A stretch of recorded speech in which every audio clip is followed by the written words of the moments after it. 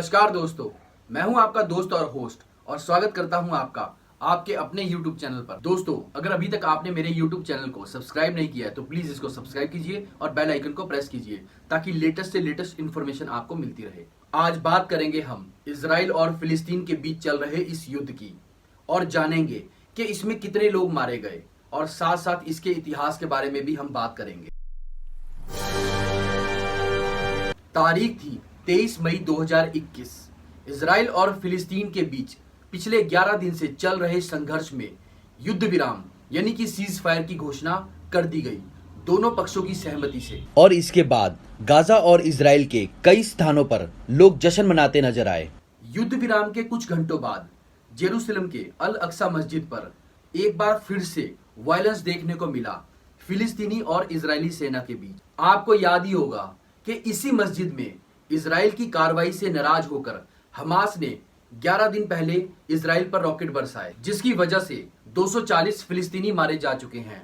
मारे जाने वाले लोगों में 64 बच्चे हैं और 38 महिलाएं हैं। और दूसरी तरफ हमास से हो रही रॉकेट फायरिंग में इजराइल के 12 लोग मारे जा चुके हैं। इजराइल और फिलिस्तीन के बीच तनाव लगातार जारी था। दोनों देशों ने एक दूसरे पर रॉकेट दागे। इजराइल की ओर से किए गए हमले से फिलिस्तीन के गाजा पट्टी इलाके में कई इमारतें ध्वस्त हो गई थी। वैसे तो इजराइल और फिलिस्तीन के बीच का तनाव कई सालों पुराना है, लेकिन कुछ दिनों से पूर्वी जेरूसलम के शेख जर्रा में रह रहे 6 फिलिस्तीनी परिवारों को यहूदी निवासी पुराने समझौते का हवाला देकर उनको उनके घर से निकालना चाहते थे। लेकिन उन परिवारों ने कहा कि वो इस प्रॉपर्टी को क्यों खाली करें जब वो जमीन पुश्तैनी तौर पर उनकी है। इस दावे को साबित करने के लिए वो ऑटोमन काल के कुछ भूमि दस्तावेज ले आए। मामला कोर्ट में पहुंचा। यहाँ यहूदियों ने कहा कि ये जमीन प्राचीन काल से यहूदियों की है, इसका यहूदियों पर सनातन अधिकार है। कोर्ट ने इस केस में यहूदी निवासियों के दावे को माना और फिलिस्तीनी परिवारों को घर खाली करने को कहा। और यहीं से फिलिस्तीनियों ने विरोध करना शुरू कर दिया। और यही वजह है कि उन 6 फिलिस्तीनी परिवारों के घर से निकाले जाने की वजह को फिलिस्तीनियों ने अपने अस्तित्व और अपने हक की लड़ाई समझ लिया। साथ ही साथ कुछ दिन पहले कट्टर यहूदियों ने रैलीज निकाली ईस्ट जेरूसलम के नेबरहुड से, जहां पर नारे लगाए गए अरब मुर्दाबाद के, और आग में घी डालने का काम किया वहां के कट्टरवादी इजरायली पॉलिटिशियंस ने। उन्होंने भड़काऊ भाषण दिए जब ये रैलीज निकली। साथ साथ उन्होंने वहां की दुकानों को और घरों को भी नुकसान पहुंचाया। जवाब में फिलिस्तीनी भी पीछे नहीं रहे। पिछले कुछ दिनों से फिलिस्तीनी हर रात शेख जर्रा में जमा होते, सड़क पर इफ्तियार करते और नारे लगाते। 7 मई 2021 की बात है। फिलिस्तीनी लोग प्रोटेस्ट कर रहे थे निष्कासन के खिलाफ। ये प्रोटेस्ट वायलेंट हुए। इजरायली पुलिस ने सिचुएशन को कंट्रोल करने की कोशिश की। पुलिस के लोग और प्रोटेस्टर आपस में क्रैश किए और दोनों तरफ यानी पुलिस और प्रोटेस्टर दोनों इंजर्ड हुए और इस तरह ये स्ट्रगल पीक पर पहुंचा। 10 मई 2021 को इजराइल के लोग जेरूसलम डे मनाते हैं। इस मौके पर इजराइल शहर के अलग अलग हिस्सों में रैलीज निकालते हैं। फिलिस्तीनियों को आशंका थी कि कहीं यहूदी टेंपल माउंट में घुसने की कोशिश न करें। यही सोचकर फिलिस्तीनी प्रोटेस्टर 10 मई 2021 की सुबह से ही भारी संख्या में अल अक्सा मस्जिद पर मौजूद थे। सुबह तकरीबन 8 बजे की बात है। इजरायली सेना मस्जिद के कंपाउंड में घुसी। वहां पर फिलिस्तीनी पत्थरबाजी कर रहे थे। इजरायली सेना ने उन पर स्टन ग्रेनेड और रबड़ बुलेट फायर की। संघर्ष की बात को लेकर दोनों के अलग अलग दावे हैं। फिलिस्तीनियों का आरोप है कि इजरायली फोर्स ने मस्जिद के अंदर घुसकर स्टन ग्रेनेड और रबड़ बुलेट फायर की। इजरायली पुलिस का ये कहना था कि वो मस्जिद की पास वाली सड़क पर थे, लेकिन जब उनके ऊपर मस्जिद से पत्थर बरसाए गए उसके बाद वो मस्जिद की कंपाउंड में दाखिल हुए। फिलिस्तीनियों की माने तो उनके 300 से ज्यादा लोग घायल हुए और इजराइल पुलिस के अनुसार उनके 9 लोग जख्मी हुए। इस झड़प के बाद बवाल मचा। इजरायली सेना की मस्जिद में एंट्री और वहां की गई कार्रवाई को फिलिस्तीनी लीडर्स ने भीषण अपराध माना। वहीं इजरायली सेना ने अल अक्सा मस्जिद को खाली करवाकर उसके दरवाजे बंद करवा दिए। फिलिस्तीन का कहना है कि इजराइल ने मस्जिद की सभी चाबियां अपने कंट्रोल में ले ली। अमेरिका और यूरोप समेत कई देशों ने दोनों पक्षों से संयम रखने की अपील की, लेकिन हालात फिर भी नहीं सुधरे। इस मस्जिद के इंसिडेंट्स की खबर सुनकर हमास ग्रुप ने एक वार्निंग दी इजरायली गवर्नमेंट को। उन्होंने कहा कि मस्जिद से इजरायली पुलिस को हटा दें, नहीं तो हम हमला कर देंगे। और उसके कुछ देर बाद गाजा पट्टी से हमास संगठन ने हमला कर दिया इजराइल के ऊपर और गाजा पट्टी से हमास ग्रुप के द्वारा हजारों रॉकेट बरसाए गए इजराइल के ऊपर। और जब इन रॉकेट्स की बौछार हुई इजराइल पर तो इसराइल ने भी एयर स्ट्राइक कंडक्ट करनी शुरू कर दी। इसराइल ने हमास पर 130 से ज्यादा एयर स्ट्राइक कंडक्ट की गाजा पट्टी पर। 11 मई 2021 की रिपोर्ट के अनुसार 30 से ज्यादा लोग मारे गए, जिनमें 9 से ज्यादा बच्चे थे, और इसराइल में 2 से ज्यादा लोग मारे गए, जिनमें एक इंडियन की भी जान चली गई इस हिंसा में। और इसराइल में कम कैजुअलिटीज हुई, उसका कारण है इसराइल का सुरक्षा कवच, जो आजकल बहुत चर्चा में है। ये तो बहुत अच्छी बात है कि इसराइल के पास इतना अच्छा डिफेंस सिस्टम है, जो कि आयरन डोम है। ये आयरन डोम 90% कारगर है। इसे लाखों डॉलर खर्च करके बनाया गया है। The times of Israel press की माने तो हर इंटरसेप्टर की कीमत 150 लाख डॉलर है। इस anti missile defence system project के लिए इसराइल को अमेरिका से 20 करोड़ डॉलर की मदद मिली, और कई सालों की रिसर्च के बाद 2011 में इस डिफेंस सिस्टम को टेस्ट किया गया, और ये सिस्टम कारगर रहा, जिसकी वजह से ना के बराबर कैजुअलिटीज हो रही है, क्योंकि आयरन डोम हमास से आने वाले रॉकेट्स को हवा में ही डिस्ट्रॉय कर देता है। लेकिन सोचो कि जितने रॉकेट हमास के द्वारा फेंके जा रहे थे और इसराइल के पास ये डिफेंस सिस्टम ना होता तो कितनी कैजुअलिटी होती, इसका अंदाजा भी लगाना मुश्किल है। देखा जाए तो दोनों पक्ष एक दूसरे के स्थान पर गलत हैं, लेकिन सवाल ये उठता है कि कौन ज्यादा सही है और कौन ज्यादा गलत। इसको जस्टिफाई करने के लिए दोनों के पास बहानों की कमी नहीं है। इसराइल कहता है कि हमने गाजा में एयर स्ट्राइक की क्योंकि हमास ने हमारे ऊपर रॉकेट फेंके, और हमास का कहना है कि हमने इसराइल में रॉकेट इसलिए फेंके क्योंकि इजरायली सेना ने मस्जिद में जाकर हमला किया, और इसराइल का कहना है कि हमने मस्जिद में इसलिए हमला किया क्योंकि लोग वहां पर पत्थर फेंक रहे थे, और पत्थरबाजी करने वाले लोग ये कह रहे थे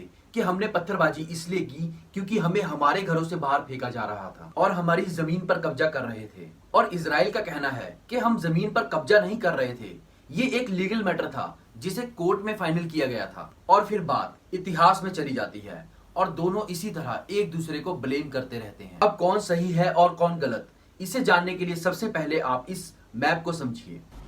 अब जरा ध्यान से देखिए, यह है इजराइल फिलिस्तीन का मैप। इसमें आपको इजराइल तो दिखाई दे ही रहा होगा, और जो कवर्ड एरिया है इसे वेस्ट बैंक कहते हैं। ये जो नीचे ग्रीन कलर की पतली सी पट्टी है इसे गाजा पट्टी कहते हैं।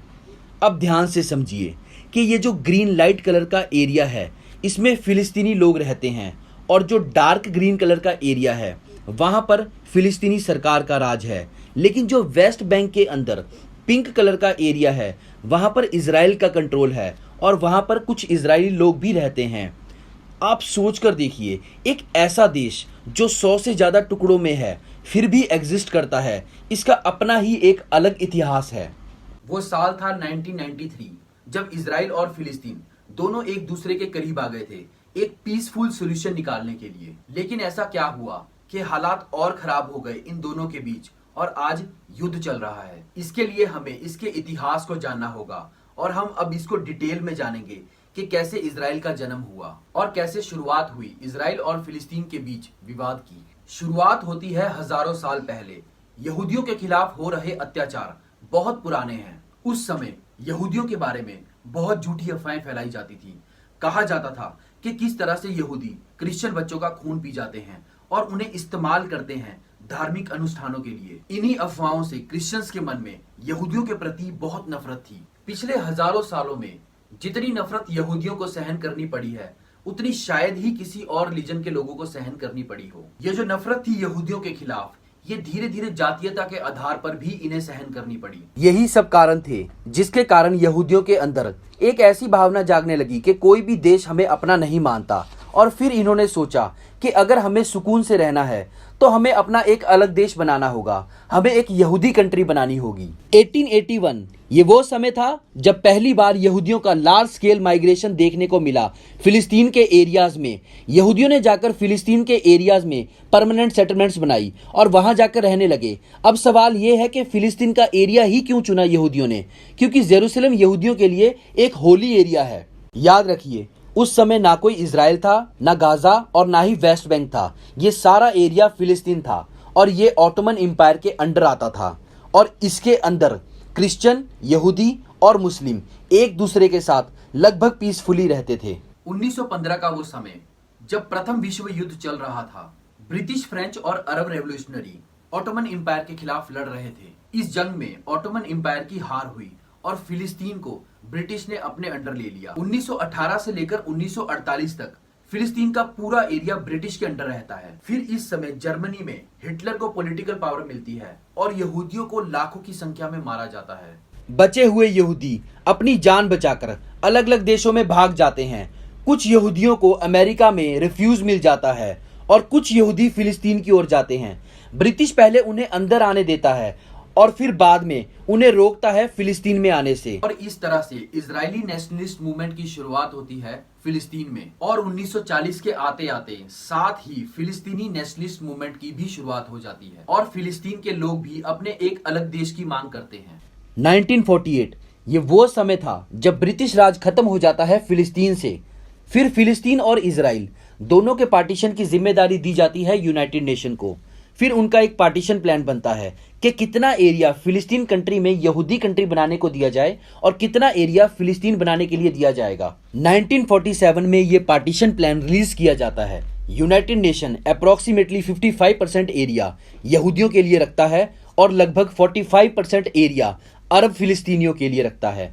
और जेरूसलम एक बहुत ही महत्वपूर्ण ऐतिहासिक और धार्मिक एरिया है 3 धर्मों के लिए, यहूदी, क्रिश्चियन और मुस्लिम। इसलिए जेरूसलम को यूनाइटेड नेशन इंटरनेशनल कंट्रोल में रखता है। यहूदी इस प्लान को स्वीकार करते हैं और वो अपने देश का नाम इजराइल रखते हैं। इस तरह 1948 में इजराइल का जन्म होता है। लेकिन कुछ अरब कंट्रीज इस प्लान से नाखुश थी, इसलिए वो इजराइल के खिलाफ एक जंग छेड़ देते हैं। उनका ये कहना था कि हम यहूदियों को थोड़ी सी भी जगह नहीं देंगे और उसके बाद इनमें शुरू होती है एक जंग जिसे first Arab Israeli war of 1948 कहा जाता है। ये जंग अपने आप में एक ऐतिहासिक जंग थी क्योंकि इस जंग में 5 से ज़्यादा देश एक छोटे से देश के साथ लड़ रहे थे। अब यहूदियों के सामने एक ही रास्ता था, लड़ो या मरो। और हैरानी की बात यह है कि इस जंग में इजराइल जीत जाता है और उन सारे अरब देशों को अकेला ही हरा देता है। 1949 में जंग खत्म होने के बाद जो एरिया फिलिस्तीन को मिलना था उनमें से कुछ एरियाज पर इजराइल कब्जा कर लेता है। गाजा पट्टी का एरिया इजिप्ट के पास चला जाता है और वेस्ट बैंक का एरिया जॉर्डन के पास चला जाता है। इस तरह फिलिस्तीनियों के पास कोई एरिया नहीं बचता और 7 लाख से ज्यादा फिलिस्तीनियों को अपना घर छोड़कर अरब देशों में रिफ्यूजी बनकर रहना पड़ता है। 1967 में सेकंड अरब इजरायली वॉर होती है और इसमें भी इजराइल जीत जाता है। ये वॉर 6 दिन चलती है और इस वॉर के बाद इजराइल सिर्फ गाजा पट्टी और वेस्ट बैंक ही नहीं बल्कि इजिप्ट का पेनिनसुला इसे भी अपने कब्जे में ले लेता है। फिलिस्तीनी लोग अपना खुद का देश चाहते थे, इसलिए 1964 में फाउंडेशन होता है PLO का, फिलिस्तीनी लिबरेशन ऑर्गेनाइजेशन। शुरू में इनका एम होता है हथियार उठाकर अपना देश पाना, क्योंकि PLO का ये मानना था कि इजराइल जैसा कोई देश ही नहीं होना चाहिए। 1979 में इजराइल और इजिप्ट के बीच शांति वार्ता सक्सेसफुल होती है और इजिप्ट पहला देश बन जाता है इजराइल को रिकॉग्नाइज करने वाला, जो एक्सेप्ट करता है कि इजराइल एक कंट्री है जो यहाँ पर एग्जिस्ट करती है। इसी शांति वार्ता के बाद जो पेनिनसुला का एरिया इजराइल के कब्जे में था वो इजराइल इजिप्ट को वापस कर देता है। इजिप्ट प्रेसिडेंट और इजरायली प्राइम मिनिस्टर दोनों को नोबेल पीस प्राइज दिया जाता है इस शांति वार्ता के लिए। लेकिन 2 साल बाद इजिप्ट के प्रेसिडेंट को जान से मार दिया जाता है इजिप्ट के ही कट्टरवादी लोगों के द्वारा। उनका कहना था कि इजराइल के साथ शांति वार्ता कैसे हो सकती है। 1967 से 1980s तक इजराइल का गाजा पट्टी और वेस्ट बैंक पर कब्जा रहता है। इस दौरान इजराइल में रहने वाले लोग वेस्ट बैंक में अपनी कॉलोनी एस्टेब्लिश करने लगते हैं। ये कुछ कट्टरवादी इजरायली लोग हैं। वो कहते हैं कि ये पूरा एरिया हमारा है, वेस्ट बैंक पर सिर्फ हमारा अधिकार है और हम वहां जाकर रहेंगे, और वो वेस्ट बैंक में सेटल हो जाते हैं। फिर 1992 में इजराइल को एक बहुत बढ़िया प्राइम मिनिस्टर मिलते हैं जिनका नाम है मिस्टर रबीन। इनका ये कहना था कि PLO कोई टेररिस्ट ऑर्गेनाइजेशन नहीं है, बल्कि वो सिर्फ अपना एक देश चाहते हैं और हमें उनको उनका देश देना चाहिए। और उसके बाद इजराइल PLO को ऑफिशियली रिकॉग्नाइज करता है। रिटर्न में PLO भी रिकॉग्नाइज करता है इजराइल को, और फिर होता है ओस्लो अकॉर्ड्स। और फिर ये डिसाइड करते हैं कि कैसे सही से बंटवारा किया जाए और कैसे हम फिलिस्तीन देश बना सकते हैं। 1994 में पहली बार फिलिस्तीन की सरकार एस्टेब्लिश की जाती है। लेकिन इस टाइम तक बहुत से इजरायली लोगों ने वेस्ट बैंक में सेटलमेंट्स बना ली थी और फिलिस्तीनी लोग टुकड़ों टुकड़ों में कॉलोनी एस्टेब्लिश कर रहे थे। उसके बाद वेस्ट बैंक को 3 एरिया में डिवाइड करने का फैसला लिया जाता है। एरिया ए वो एरिया होगा जहां फिलिस्तीन का कंट्रोल होगा, एरिया बी जहां दोनों सरकारों का कंट्रोल होगा और एरिया सी जहां पर इजराइल सरकार अपना कंट्रोल रखेगी। असल में 1994 के बाद फिलिस्तीन को कुछ गिने चुने टुकड़े ही मिल पाए वेस्ट बैंक के एरियाज में और गाजा पट्टी में, जहां पर वो अपना देश बना सकें। वैसे अच्छी बात यह है कि फिलिस्तीन के प्रेसिडेंट और इजराइल के प्राइम मिनिस्टर को उस समय नोबेल पीस प्राइज अवार्ड किया गया और इस समय तक दोनों देशों के रिश्ते बहुत अच्छे बन चुके थे। लेकिन इसके कुछ समय बाद पूरी सिचुएशन का सत्यानाश हो जाता है जब कट्टरवादी विचारधारा रखने वाले यहूदी लोग अपने ही प्राइम मिनिस्टर को असैसिनेट कर देते हैं, अपने ही प्राइम मिनिस्टर को जान से मार देते हैं। एक कट्टरवादी यहूदी पॉइंट ब्लैंक रेंज पर आकर पिस्टल से 3 गोलियां मार देता है अपने ही प्राइम मिनिस्टर को। क्यों? क्योंकि उन्होंने यूनिटी की बात की, उन्होंने शांति की बात की और इसी तरह इन कट्टरवादी लोगों की वजह से हालात और बिगड़ते गए। इस इंसिडेंट से करीब करीब 5 साल पहले फिलिस्तीन में कुछ इस्लामिक कट्टरवादी लोग आते हैं और वो एक हमास ग्रुप बनाते हैं। हमास ग्रुप का कहना था कि ये पीएलओ वाले ज्यादा ही कॉम्प्रोमाइज कर रहे हैं और ये लोग इजराइल को दुनिया के नक्शे से मिटाने की बात करते थे। इस तरह ये अपनी एक ऑर्गेनाइजेशन बनाते हैं जिसका नाम ये हमास रखते हैं और ऐसे जन्म होता है हमास ग्रुप का। जब 1994 में शांति वार्ता होती है फिलिस्तीन और इजराइल के बीच में, तो इजराइल के कुछ कट्टरवादी लोग अपने ही प्राइम मिनिस्टर को हेट करते हैं और दूसरी तरफ हमास ग्रुप वाले भी पीएलओ से नफरत करने लगते हैं और इस तरह हमास ग्रुप 1996 में फिलिस्तीनी इलेक्शन बायकॉट कर देता है और साथ साथ सुसाइड बॉम्बिंग भी करवाता है इजराइल में। और इस तरह इजरायली और फिलिस्तीनी लोग आपस में नफरत करने लगते हैं और 1995 के बाद दोनों के बीच में नफरत बहुत ज्यादा बढ़ जाती है। साल 2006 में हमास इलेक्शन लड़ता है फिलिस्तीन में पीएलओ के खिलाफ और पीएलओ को एक छोटे से मार्जिन से हरा देता है। इस तरह 2007 में दोनों पार्टीज के बीच में एक सिविल वॉर छिड़ जाती है। 2007 की इस लड़ाई को बैटल ऑफ गाजा कहा जाता है और इस तरह ये फिलिस्तीन देश 2 भागों में बढ़ जाता है। जो गाजा पट्टी का एरिया है वहां पर हमास ग्रुप का कंट्रोल हो जाता है और जो वेस्ट बैंक वाला एरिया है वहां पर पीएलओ का कंट्रोल रहता है। ये पीएलओ नॉन वायलेंट है और सही से शासन कर रहे हैं। अब बात करते हैं आज के दिन की, जहां गाजा पट्टी पर हमास ग्रुप का रोल है। कहा जाता है कि वो एक आतंकवादी ग्रुप की तरह उस एरिया पर कब्जा करके बैठा है। अभी जो रॉकेट दागे गए वो गाजा पट्टी वाला एरिया है। वेस्ट बैंक में इस तरह का वायलेंस देखने को नहीं मिलता। तो ये सिचुएशन है आज के दिन की। कहा जाता है कि इजराइल कोलोनाइजेशन करता रहा है वेस्ट बैंक के एरियाज में, इस वजह से भी क्लैशेस और ज्यादा बढ़ते गए। और जो वेस्ट बैंक में यहूदी कट्टरवादी लोग हैं उनका ये कहना है कि पूरा का पूरा वेस्ट बैंक का एरिया उनका है और जेरूसलम भी उनका है। अगर बात करें दूसरी तरफ की, तो दूसरी तरफ फिलिस्तीनियों का भी यही कहना है कि वेस्ट बैंक का एरिया पूरा उनका है और जेरूसलम भी उन्हें चाहिए। अब जैसा कि मैंने आपको बताया था कि दोनों देशों को किस तरह टुकड़ों में डिवाइड किया गया है, तो इन दोनों देशों के बीच में क्लैशेस होना, दोनों देशों के बीच में टकराव होना स्वाभाविक है। इस मैप के बीचों बीच जेरूसलम का शहर है। 3 धर्मों के लोगों के लिए बड़ा ही धार्मिक शहर, क्रिश्चियन, मुस्लिम और यहूदी। अब दिक्कत कहां पर है? इजराइल कहता है कि जेरूसलम का पूरा एरिया इजराइल का है और फिलिस्तीनियों का मानना है कि वो एरिया उनका है। इजराइल पर यह इल्जाम लगाया जाता है कि उन्होंने हजारों फिलिस्तीनियों को घर से बाहर निकाल फेंका। और दूसरी तरफ बात करें गाजा पट्टी की, तो वहां पर कहानी थोड़ी अलग है। वहां पर फिलिस्तीनी प्राइम मिनिस्टर का भी कंट्रोल नहीं है, बल्कि वहां पर हमास ने कब्जा कर रखा है, जो कि एक पॉलिटिकल पार्टी है और साथ साथ ये भी कहा जाता है कि वो एक आतंकवादी संगठन की तरह काम करता है। पूरी दुनिया में कुछ कंट्रीज जैसे यूएसए, इजराइल, यूरोपियन कंट्रीज और जापान ये मानते हैं कि हमास एक आतंकवादी संगठन है और दूसरी तरफ चाइना, रशिया, टर्की, नॉर्वे और ईरान, इनका ये मानना है कि हमास पूरी तरह से आतंकवादी संगठन नहीं है। हमास और इजराइल मिलिट्री एक दूसरे पर रॉकेट दागते रहते हैं। हालांकि इजराइल के पास आयरन डोम है, जिसके बारे में मैं आपको डिटेल में बता चुका हूं। ये जो रॉकेट की स्ट्राइक है ये गाजा और इजराइल के बीच होती है। इसका वेस्ट बैंक से कुछ खास लेना देना नहीं है।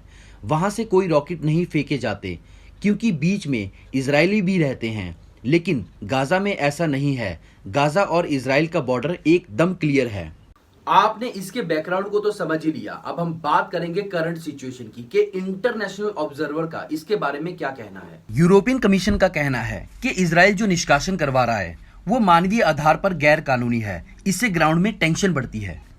United nation of the high commission का कहना है कि जो लॉ यहाँ पर इजराइल लगा रहा है वो स्वाभाविक रूप से भेदभावपूर्ण है। इंटरनेशनल ऑब्जर्वर्स के हिसाब से देखा जाए तो यहाँ पर इजराइल को गलत ठहराया जा रहा है, लेकिन क्या जो हमास कर रहा है वो सही है? जी नहीं, बिल्कुल नहीं।